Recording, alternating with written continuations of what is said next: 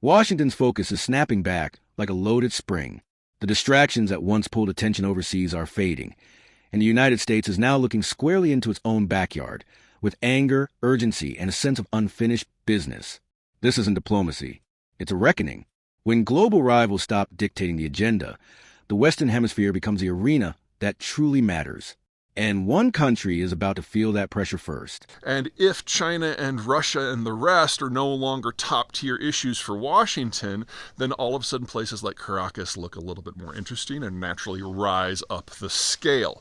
So this was always going to happen, some version of this, some version of U.S. re-engagement with the Western Hemisphere. The details matter, but the U.S. was always going to take a bolder position in the Western Hemisphere in the decades to come. That's the big picture. The smaller picture with Venezuela. Venezuela used to be a pretty tight U.S. ally and a fairly successful country. It nationalized its oil back in the 1970s and then partnered with Western multinationals, mostly American, but some European, to develop crude that was a little bit more technically involved, and eventually, by the time we get to the mid-1990s, became a major producer with over 3 million barrels per day of output. Then there was an election that brought a very Trump-like character by the name of Hugo Chavez to power, and he basically took the natural riches and the sunk investment and used them to push his own personal cult and his personal ideological project, and began a 25-year process of driving the country into the ground. He died back in the early 2010s, and he was succeeded by a guy named Nicolas Maduro. He's the guy who's now in prison, who was literally his bus driver. Chavez chose his people not because they were competent at economic or military management, but because they were good at keeping the population under control while he looted the country. And Maduro learned everything that he knows at the feet of Chavez and basically doubled down on the oppression/looting. What Zeihan is describing is not a sudden impulse, but a long-term realignment. The United States is decisively shifting back toward regional dominance as its strategic focus resets closer to home. Venezuela's collapse was not an accident. It was a result of leadership that weaponized wealth, hollowed out institutions, and elevated loyalty over competence. What we are witnessing now is a consequence phase, a broken state colliding with a superpower that no longer has larger crises demanding its attention elsewhere. What Peter Zeihan just outlined is a strategic earthquake, the tectonic plates beneath global power beginning to shift. But the real impact comes in the aftershocks. When the United States reasserts itself in its own hemisphere, others don't merely lose influence. They lose leverage, money, prestige, and fear. No country is experiencing that loss more acutely than Russia.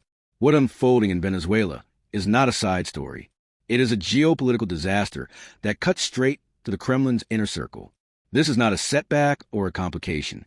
It is a full-blown foreign policy catastrophe for Moscow. In the span of a single year, Russia has watched its external power architecture unravel piece by piece. Venezuela, Syria, and now potentially Iran. These were not casual partnerships. They were pillars of Russia's global strategy.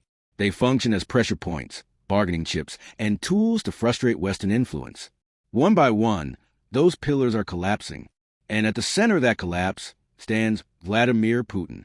The implosion of Nicolas Maduro's regime represents far more than the loss of a distant ally. It is a humiliation, personal, political, and systemic.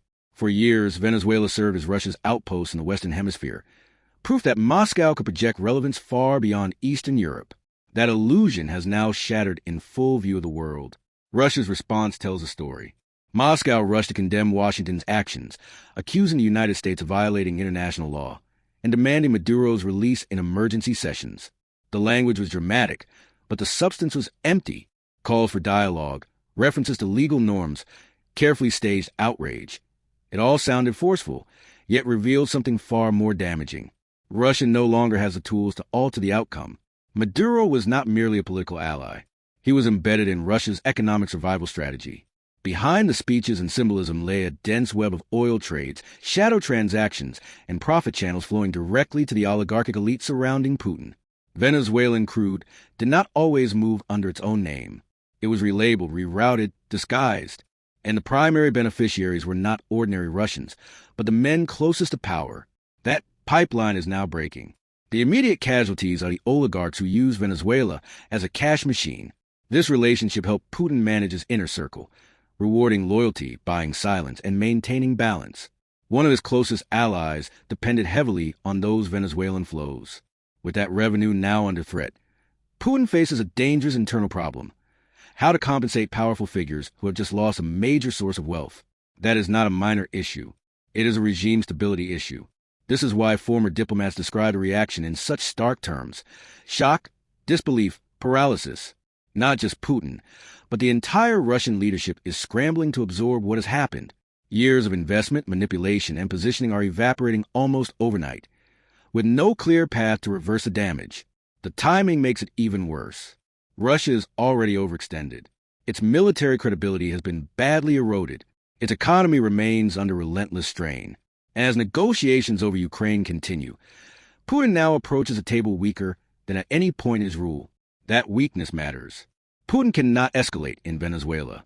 He cannot meaningfully retaliate. He cannot open another front.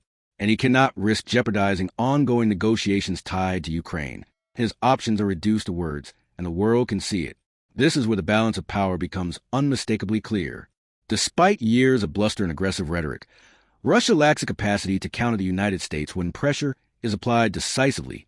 When tested directly, there is little behind the curtain. The broader picture is even darker. Syria has slipped from Russia's effective control. Iran is weakened and increasingly isolated. The sphere of influence once marketed as a rival power bloc is shrinking rapidly. Venezuela was supposed to be the exception, the proof that Russia could still project power far from home.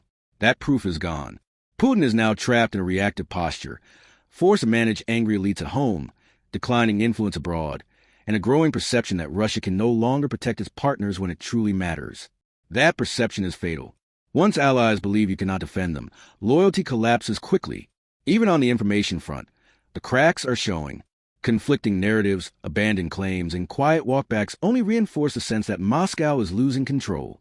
In geopolitics, credibility is currency, and Russia is burning through it. What makes this especially dangerous for Putin is how decisively it strengthens Washington's hand. The message is clear. The United States can act forcefully in its own hemisphere without triggering consequences Russia can stop. Other leaders are watching, and they are taking notes. Negotiations over Ukraine may continue, but they now unfold under a very different shadow. Putin's objective control has not changed, but his leverage has. He is no longer negotiating from strength. He is negotiating from containment. This is why Venezuela matters far beyond its borders. It exposes the fragility of Russia's global posture. It drains elite resources. It humiliates leadership. And it confirms what many suspected but few could prove.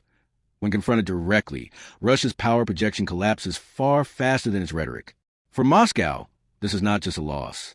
It is a signal, clear, public, and irreversible, that the era of expansion is over and the era of damage control has begun.